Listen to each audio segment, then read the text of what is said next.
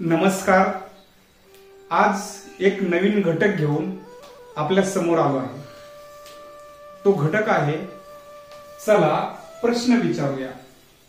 दैनंदिन जीवनामध्ये प्रश्नाला आपल्या आयुष्यामध्ये अनन्यसाधारण महत्व आहे. आपल्याला प्रश्न विचारता आले तर माहिती मिळवता येते, ज्ञान मिळवता येते, नवनवीन गोष्टीबद्दल जाणून घेता येतं. आपल्या जिज्ञासू वृत्तीनं आपण विविध बाबींबद्दल जाणून घेतो. काही प्रश्नार्थक शब्द आहेत जे शाळेतील मुलांनी सांगितले आहेत, ते फळ्यावर लिहिलेले आहेत. ते शब्द आहेत पहा: का, काय, कोण, किती, कसे, केव्हा, कुठे, कधी, कशाला. आता हे मूळ शब्द आहेत. यांना वेगवेगळे प्रत्यय लागून विविध प्रकारे लिंगानुसार, वचनानुसार विविध शब्द तयार होतात. जसं कसे याचा विचार जर केला तर कसा, कशी, कशापासून, कशाला, असे अनेक प्रश्न तयार होतात. पण मुलांना एक प्रश्न विचारला मी की प्रश्नांचं महत्व काय बरं, प्रश्न का विचारायचे, तर मुलांनी काही उत्तरं दिलेली आहेत जी मला खूप आवडली आणि मला असं वाटतं मुलांची ही उत्तरं तुमच्यापर्यंत शेअर करूया. आणि यापेक्षाही वेगवेगळी उत्तरं तुमच्याकडेही असणार आहेत. तुम्ही सुद्धा तुमची उत्तरं की प्रश्न काय विचारायचे, प्रश्नाचं आपल्या आयुष्यामध्ये काय महत्व आहे, तुम्हाला जे उत्तर वाटतंय ते तुम्ही कमेंटमध्ये लिहून पाठवायचं आहे. मुलांनी 10 उत्तरं दिलेली आहेत, ती जाणून घेऊयात आपण अगोदर काय आहे ते. कारण प्रश्नाचं महत्व कळलं तर मग आपण प्रश्न विचारायचं शिकणार आहे. प्रश्न काय विचारायचे, प्रश्नाचं महत्व काय आहे. पहा, पहिलं उत्तर आलं माहिती मिळवण्यासाठी. अगदी खरं आहे. विविध प्रकारची माहिती मिळवण्यासाठी आपल्याला प्रश्न विचारायला हवेत, प्रश्न विचारता यायला हवेत. दुसरं सांगितलं दुसऱ्याच्या मनातील विचार जाणून घेण्यासाठी. असं म्हटलं जातं की जेवढ्या व्यक्ती तेवढ्या प्रवृत्ती आहेत, तेवढ्या प्रकृती आहेत. तर प्रत्येकाच्या मनामध्ये वेगवेगळे विचार आहेत, वेगवेगळ्या कल्पना आहेत. तर त्या जाणून घेण्यासाठी आपल्याला त्याला प्रश्न विचारावे लागतील. न समजलेल्या गोष्टी समजून घेण्यासाठी बालमनाला हा प्रश्न पडणं साहजिकच आहे.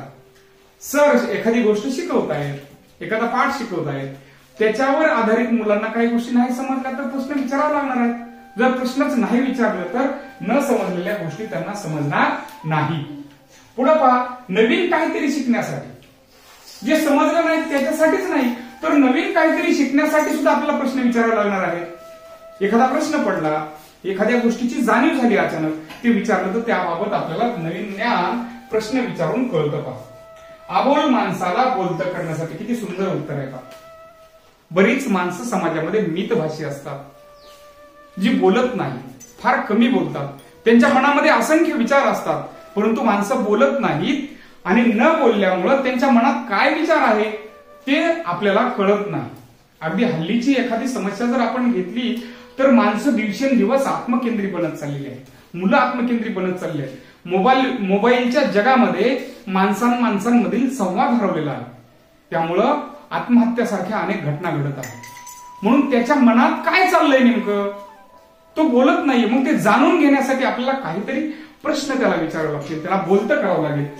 हे उत्तर मला फार महत्वाचं वाटलं मुलांचं की अबोल माणसांना बोलतं करण्यासाठी आपल्याला काही प्रश्न विचारावे लागतील. प्रश्नाचं महत्व आहे. इतरांच्या कामाबद्दल जाणून घेण्यासाठी. किती छान उत्तर आहे पहा बरं. वेगवेगळ्या व्यावसायिकांच्या मुलाखती घेऊन त्यांच्या व्यवसायाबद्दल आपण माहिती जाणून घेतो, त्यांच्या कामाबद्दल माहिती जाणून घेतो. जर प्रश्न विचारलेच नाहीत तर त्यांच्या कामाबद्दल माहिती आपल्याला कळेल का, कळू शकत नाही.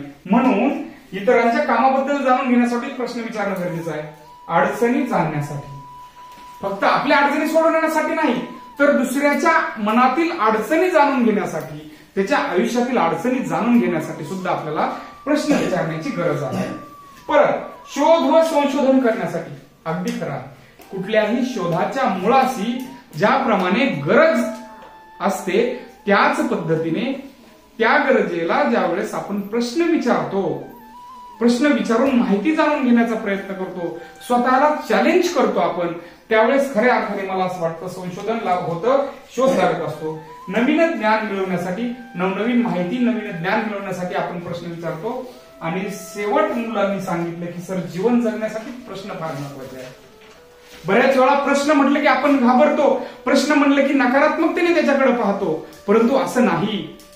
प्रश्न आयुष्यामध्ये फार महत्वाचे आहेत. कारण प्रश्न असले तर उत्तर शोधण्याचा प्रयत्न करतो आणि उत्तर शोधल्यानंतर परत आणखी प्रश्न पडतात आणि ह्या प्रश्न उत्तराच्या कालावधीमध्येच मला असं वाटतं खऱ्या अर्थाने आपण जीवन जगत असतो. जीवनामध्ये प्रश्नच नसतील तर ते जीवन निरस होऊन जाईल. म्हणून हे उत्तरही मला विद्यार्थ्यांचं फार महत्वाचं वाटतं. तुम्हालाही या ठिकाणी मी आवाहन करतो की प्रश्नाचं आणखी काय महत्व आहे, तुम्हाला जे महत्व आठवतंय, जाणवतंय, पटतंय ते महत्व तुम्ही कमेंटमध्ये लिहून सांगायचं आहे. पाहूयात आपण आता प्रश्न कसे तयार करायचे, ते प्रश्न कशा पद्धतीने तयार केले जातात ते. आपण प्रश्न विचारणारे शब्द इथं लिहिलेलेच आहेत. या प्रत्येक शब्दासाठी एक एक प्रश्न तयार करूया. मुलांनी काही प्रश्न तयार केले आहेत, त्यापैकी एक एक प्रश्न प्रातिनिधिक स्वरूपामध्ये फळ्यावर लिहिलेला आहे. पाहूया आपण काय तयार केलाय ते. आणि हो, तुम्ही व्हिडिओ बघताय ना, तर तुम्ही सुद्धा या प्रत्येक शब्दासाठी 5-5 प्रश्न तयार करायचे आहेत आणि तुमच्या शाळेतील तुमच्या गुरुजींना, तुमच्या शिक्षकांना, बाईंना ते दाखवायचे आहेत, आईबाबांना हे दाखवायचे आहेत. बघा, का या शब्दाचा प्रश्न, लहान मूल का रडत आहे, विचारतो ना आपण असा प्रश्न. आणखी वेगवेगळे असे प्रश्न विचारतो, काचे, तू जेवण का करत नाहीयेस, अशा अर्थाने. पुढचं बघा, सर तुम्ही घरी काय काम करत असता. मुलांच्या मनामध्ये प्रश्न पडला की सर घरी काय काम करत असतील बरं. पुढे पहा, तुम्हाला कोण आवडते. मग याच्यात अनेक उत्तरे निघतील. म्हणजे तुम्हाला खेळाडू कोण आवडतो, तुम्हाला गीतकार कोण आवडतो, तुम्हाला चित्रपट बनवणारा कोणता माणूस आवडतो, किंवा तुमच्या आयुष्यामध्ये तुम्हाला एखादा आवडता व्यक्ती कोण आहे, असाही प्रश्न होऊ शकतो. मराठी शाळेचा पट किती आहे. किती या शब्दाचे वेगवेगळ्या अर्थाने आपण प्रश्न विचारू शकतो. झाडांच्या पानांपासून कागद कसे तयार करतात. असंख्य प्रश्न बालमनाला पडतात, मुलांना पडतात, थोड्या मोठ्यांनाही पडतात. तर हे प्रश्न आपण विचारले पाहिजेत. योग्य माणसाला प्रश्न विचारल्यानंतर योग्य उत्तर सापडतात. आणि हल्ली गुगल सारखा मित्र आपल्याकडे आहे. गुगलला प्रश्न विचारले की चुटकीसरशी आपल्याला त्याची अनेक उत्तरं सापडतात. पण प्रत्येक प्रश्नाचं उत्तर गुगलकडे जरी असलं तरी सुद्धा प्रत्येकच वेळी आपण गुगलकडे जाता कामा नये. काहीतरी विचार आपणही करायला पाहिजे. काही प्रश्नांची उत्तरं शोधण्याचा प्रयत्न करायला पाहिजे. यानं आपल्यातील जिज्ञासू वृत्ती वाढती आणि आपण विचार करायला लागतो, उत्तर शोधण्याचा प्रयत्न करतो. आणि हा उत्तर शोधण्यामधला जो प्रवास आहे, या प्रवासामध्ये खूप सारं ज्ञान, खूप सारं शिक्षण आपण घेतो. पुढचा प्रश्न पाहूया. झाडाला केव्हा पाण्याची गरज असते. झाडं सुकतात तेव्हा पाण्याची गरज असते, है ना. शेतकरी दादा बैल घेऊन कुठे गेला. आता अनेक उत्तर असतील. कदाचित पाणी पाजायला गेला असेल, त्यांना चारायला घेऊन गेला असेल, कदाचित बाजारला घेऊन गेला असेल, काहीही उत्तर असू शकत. जामखेडचा बाजार कधी भरतो. कधी हा जो प्रश्नार्थक शब्द आहे, यानं त्या शब्दाचा हा प्रश्न.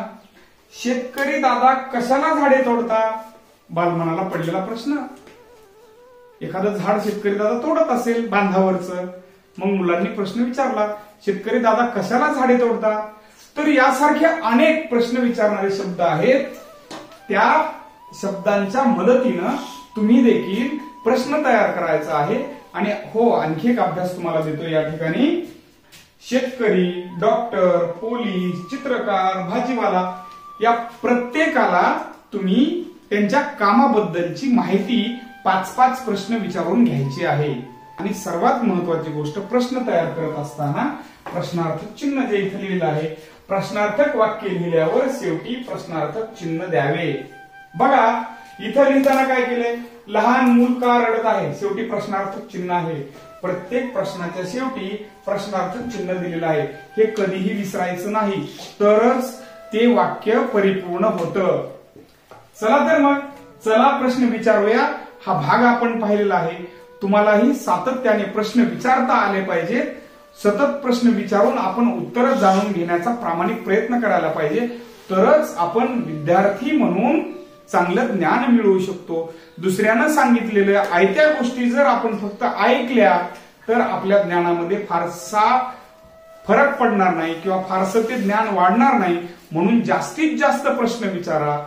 कुठल्याही गोष्टीवरचे प्रश्न विचारा. आईला विचारा, बाबांना, शिक्षकांना, समाजातील तुम्हाला जेही घटक असं वाटतं की यांच्याकडे याचं उत्तर असेल तर त्यांना प्रश्न विचारायचे आणि उत्तरं जाणून घ्यायची आहेत. विविध व्यावसायिकांच्या मुलाखती घ्यायच्या आहेत. त्यांच्या व्यवसायाबद्दल माहिती जाणून घ्यायची आहे. किती सोपा घटक आहे हा. आवडला ना सर्वांना? थँक्यू.